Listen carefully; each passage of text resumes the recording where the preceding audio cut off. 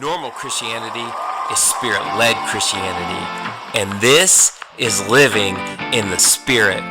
In the episodes of Living in the Spirit, we're going to go on a journey and discover what living free really looks like. Is it possible to live a life by design, full of purpose and impact? Do you desire for more meaning, more peace? We're going to learn how to live an unrestricted, spontaneous life. And we'll discover our true nature and purpose and access the life we're meant to live. Isn't it time to live life different? If you desire to be mentored and shown the keys to living an epic and overflowing Christian life, then join me for Living in the Spirit. Because where the Spirit of the Lord is, there's freedom. Living in the Spirit.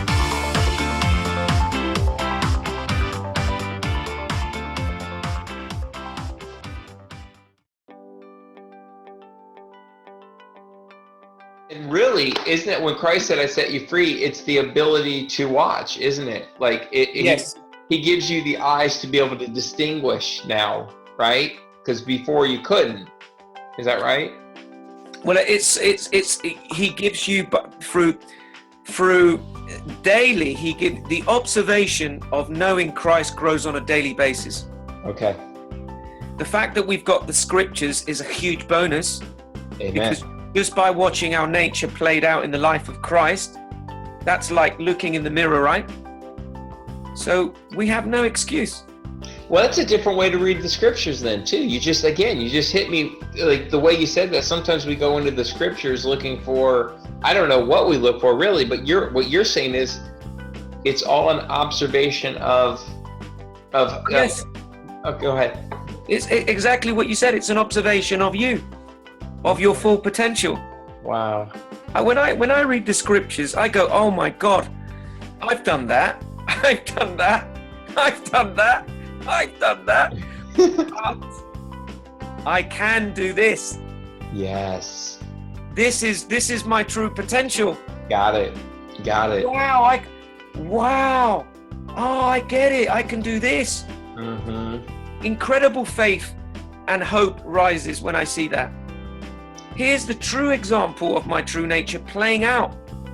And by the way, I'll put some others in for you, because you are going to be a bit like Peter sometimes. You are going to be a bit like Thomas sometimes, where you want evidence. You are going to be like, John sometimes.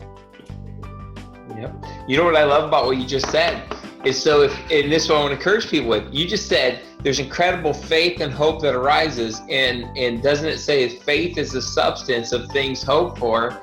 And so all of a sudden, if your hope is in your true nature, the substance is the actual manifestation of that, right? So Exactly. Right? So yeah, as you're talking, I'm like, oh my gosh, all this is just hitting me. It's like, it makes sense. It's like, it does. And it, to me, Steve, what I love about your understanding is it's a different way to approach the walk and the journey, and really to really, like, I love it. It's so simple. Every 24-hour cycle, and then enjoy it and just pay attention. It sounds so much more free to me than it's totally freeing. Liberty, joy, liberation, being awake, having the lights on, switch on, are just you surrendering every day to your true nature. Yeah. Being liberated from the ego, being liberated from all the fears that we have, is a beautiful experience. Being able to love someone, forgive someone that's damaged you, hurt you, is the most liberating and powerful thing that you can do for yourself and others. It really is. It really, really is. So, like being when people have said to me, but what does it mean to be liberated? Well, when you follow Christ, your true nature, you're liberated from the ego. And people really don't understand the power of the ego. The ego is a construct, a false construct that you identify with and live through and believe it's you. Wow. So it's a construct that you have made, that you have taken on through fear, It's a defense mechanism that you then feed and defend nearly all your life. And you can be liberated. That is huge bondage. So that's the freedom, because that doesn't bring life. It actually brings death. And so it doesn't get you anywhere. So the freedom, of course. So the freedom is being free. Go ahead. You know, I love this story. This is, and I'm really passionate about this one.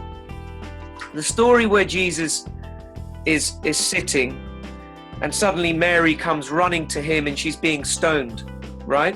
Mm-hmm. And Jesus says, "He is without sin, cast the stone," and they throw, right? Yeah.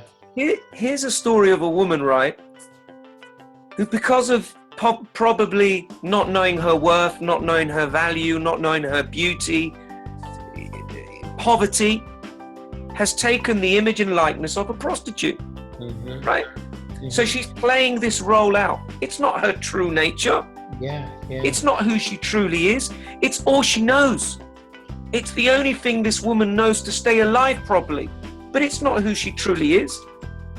So then these guys come running around and they want to stone her because they don't know who they are. And one person there in the midst of them is looking at her saying, no, I see beyond all that, beyond the construct, beyond this harlot. I see myself. Powerful. It is. Now, and that's just, in some ways, you keep blowing my mind.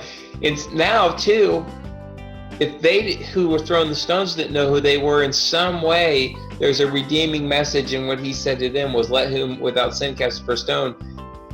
I can almost, because before in that story, if you're not careful, you can look at them as they were the bad guys. But somehow, some way, he was still saying, "You don't know who you are." Exactly. He was saying, "You don't know who you are. Can't you see what I'm doing?" Wow. But that shows you, right, that you can be so caught up in your ego, your self-righteousness, that even when the true nature is at the highest level, wow, there and then, right, there and then, God in his full form, expressing the true nature of the Father there and then, you could be so caught up in your self-righteousness that you go, "No, I choose not to." Yeah. That's amazing. It's amazing. Yeah. But it's not sin. It's not. Jesus is sin is a micro word in comparison to the ego. Yeah, because I mean, if you really think about it, I think we've become so consumed with the sin issue that it's blinded us to the real issue. I mean, because ego, when you say ego, I just think about selfishness. Like we're self. Yeah, okay, yeah, we're inclined to be false self. False. Well, that's right. So it's self. We're protecting something that we think is self, but it's just a lie. So we're just protecting this lie and living by this lie, and it's stealing our life. And so as you're saying this, because I thought about that scripture, says, "My people suffer for lack of knowledge." It sounds to me like the journey, Steve. What you're saying is the journey to focus on isn't so much, because I'm telling you, in the States, I don't know what it's like in the UK, but in the States, there's a lot of activity involved, like, missions trips and feed, and I get it, there's real need, but what I find happens is people try to find out what their ministry is, where do they plug in and serve, yet they then that becomes a false ego because they never really know. I mean, it's crazy. It's like it works. And pastors, yes, works, and they're lost in it, and even pastors themselves, but they don't know how to get out of it. And it sounds to me like if we can scale it back and say, because I think if you say to somebody, "Don't work," then it's like, well, wait a minute, we're here to help, but that's another identity. Wow. Do you see my point? Yes. It's just another shape and form and image. And it's not the image nature of Christ. It's not the nature of Christ. It's an external form and image that you've taken on as a replacement. So people take the image and likeness of church or Pentecostalism, or charismatic or evangelicals. Yeah. You see my point? Or it's missions, or missions, or it's just a false outer shell that we take on. And it's uniquely Western, though, because, again, I've been doing some studying on the split that happened in 1054 or whatever it was, and how the Eastern mind was really different. And as you say that, just for the captions for interview's sake, it reminds me of Jesus feeding the 5,000, because he didn't set up a ministry. He didn't have it was just simply at that moment, his true nature and expression was to love and care for these people, because that's what the Father does. He provides. There was no worry, no concern. They were in the moment, and he said, "What do you got? Here, we'll feed them." That's a very simple approach to life, because then I'm not concerned about, am I doing enough to save humanity? Rather, my whole entire focus is to know who I really am, and then let that expression be what it is, and it will be perfect, because I'll be exactly where he wants me to be, as he wants me to be, all the time. Is that right? That's trust. Okay. That's completely letting go and trusting. So that's your sign. You want a methodology or a measurement, that's a measurement. You see, the thing is with the West is they want a 21 key point method of walking with something that's in us. So what does he mean by the kingdom of heaven's in you? The kingdom of heaven is a very beautiful description of our true nature. Okay. What he's saying is that you are of royal descent. You are kingly, a kingly people. You are the best of my fathers. And you have the kingdom of God's nature within your soul. You're of royal descent. Your worth and your value. Okay. So you imagine, right, if we take that story further with Mary, and when she lay at his feet, you can possibly imagine Christ looking at her and saying, "You are of kingly, royal beauty," and her thinking, "Me, I am a whore." Yeah. No, you don't know who you are. Wow. You carry the quintessence of the Father right now. You are of royal descent. You are my beloved. You are the Father's beloved. You are the pinnacle of his creation. You are the climax of his thoughts. You are the most marvelous piece of creation that in the universe. You are that. And that nature lives within you. And she's probably thinking, what? So what?